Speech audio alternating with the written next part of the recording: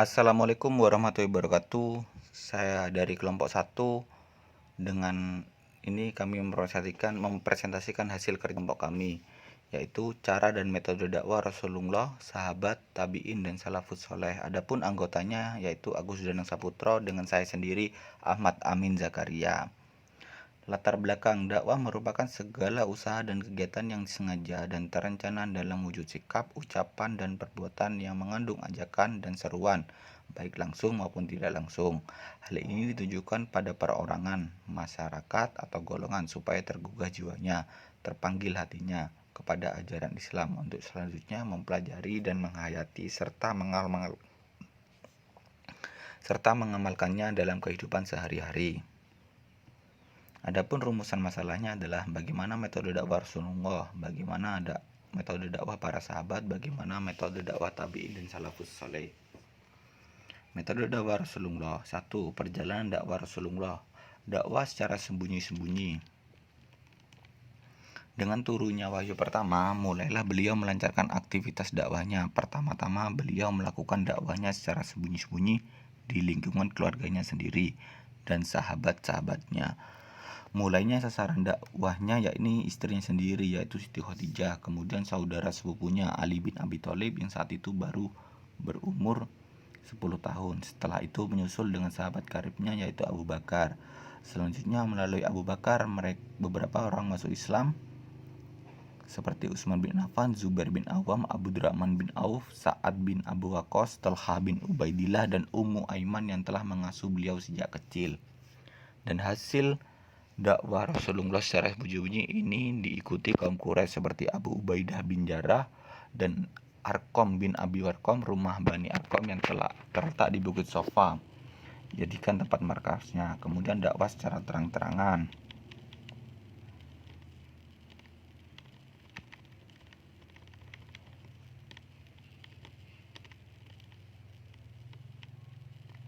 Hal ini dakwah Rasulullah adalah usia Rasulullah adalah 40 tahun. Pada usia 40 tahun Rasulullah melakukan kontemplasi dari Gua Hira, yang kemudian dari wahyu pertama yang kami jelaskan pada dakwah secara sembunyi-sembunyi. Kemudian dakwah secara terang-terangan.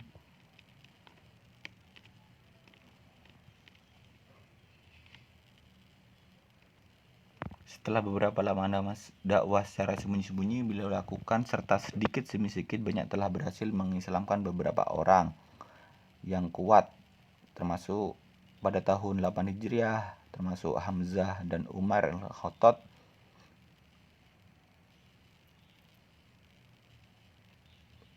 Umar bin Khattab masuk Islam. Sebagai barisan kaum muslimin menjadi bertambah kuat. Dengan demikian, sementara itu kaum Quraisy berusaha menghentikan dakwahnya dengan berbagai faktor.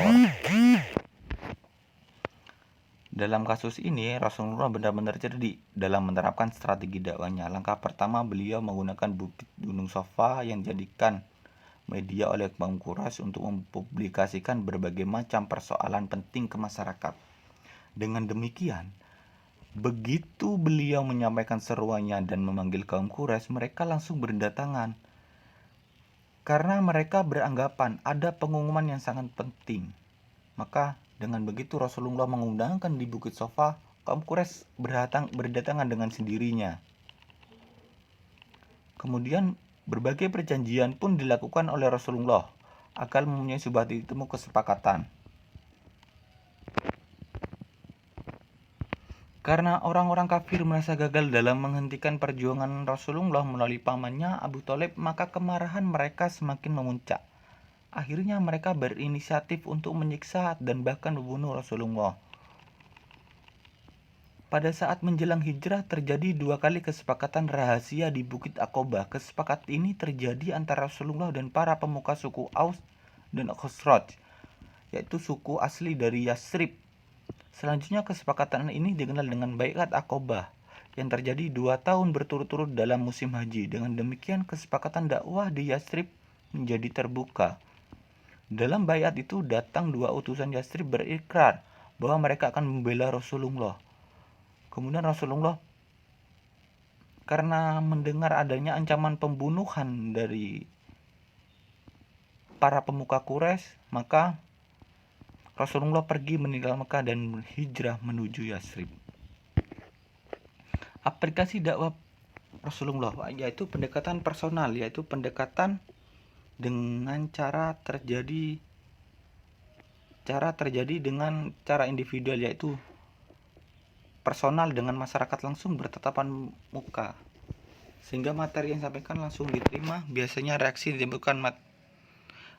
yang ditimbulkan masyarakat atau mat'u langsung diketahui.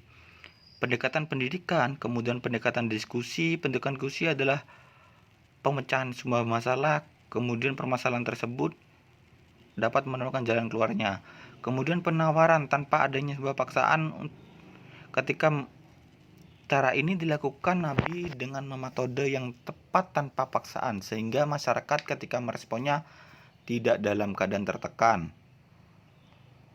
Bahkan ia melakukannya dengan yang timbul dari hati yang paling dalam. Kemudian pendekatan misi, pengiriman tenaga para dai ke daerah-daerah luar tempat domisili.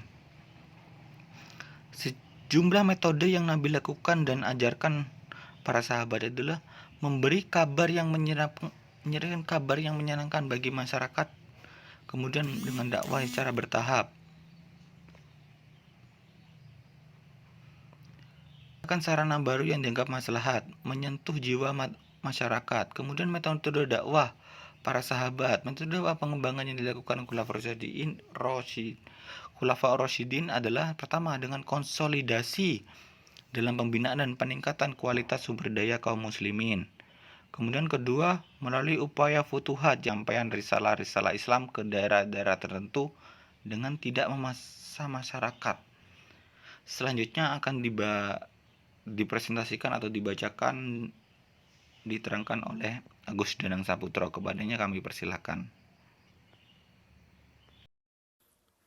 Assalamualaikum warahmatullahi wabarakatuh. Saya akan melanjutkan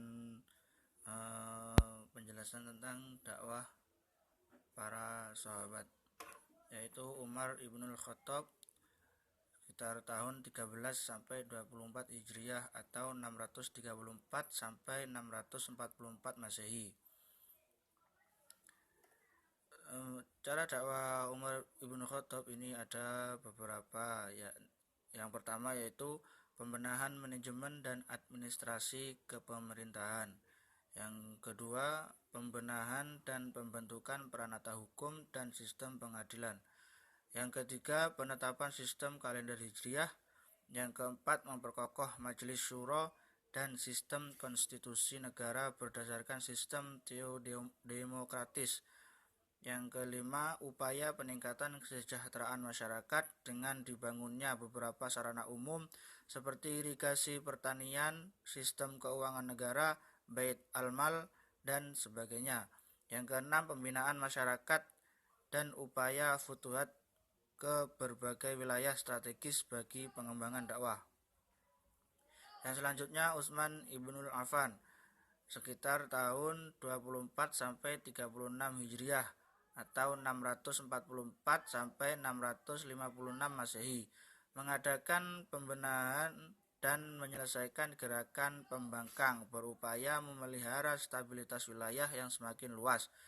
Yang kedua, menyebarkan para cendekiawan ke wilayah-wilayah kekuasaan Islam. Yang ketiga, upaya menyeragamkan naskah mushaf Al-Quran demi keutuhan dan kepentingan dakwah. Yang keempat, mempertahankan dan memelihara sistem pemerintahan dengan memelihara majelis syuro. Yang kelima, mengadakan pembinaan dan futuhat ke wilayah timur dan barat. Yang selanjutnya yaitu sahabat Ali bin Abi Thalib sekitar tahun 36 sampai 41 Hijriah atau 656 sampai 661 Masehi. Yang pertama yaitu berupaya menyelesaikan persoalan intern di antara kaum muslimin. Yang kedua, mengadakan kompromi politis dengan elit politisi. Yang ketiga, berusaha menjadikan masjid sebagai tempat menyelesaikan persoalan sentral kegiatan. Yang keempat, menampilkan sosok kepemimpinan yang tidak ambisius. Dari beberapa macam langkah dan metode yang telah dipaparkan di atas, dapat kita ketahui bahwa metode yang telah dilakukan Khulafaur Rasyidin dalam berdakwah adalah melalui 3 cara berikut. Kesimpulan, bahan ajar dalam bentuk teks merupakan informasi, alat, dan teks yang diperlukan guru untuk perencanaan pembelajaran. Dari beberapa macam langkah dan metode yang telah dipaparkan di atas, dapat kita ketahui bahwa metode yang telah dilakukan oleh Khulafaur Rasyidin dalam berdakwah adalah melalui 3 cara berikut. Yang pertama yaitu lisan. Cara berdakwah yang dilakukan Khulafaur Rasyidin dengan lisan atau ucapan antara lain adalah metode ceramah. Yang kedua, metode tanya jawab. Yang ketiga, metode konseling. Yang keempat, metode diskusi. Dan yang kelima, metode propaganda. Yang kedua yaitu dengan cara tulisan. Cara berdakwah yang dilakukan oleh Khulafaur Rasyidin dengan tulisan antara lain adalah dengan menggunakan metode karya tulis. Yang kedua dengan metode korespondensi. Cara yang ketiga yaitu perbuatan. Cara berdakwah yang dilakukan Khulafaur Rasyidin dengan perbuatan antara lain dengan yang pertama metode misi atau bi'tsah, yang kedua metode ekspansi, yang ketiga yaitu metode kelembagaan.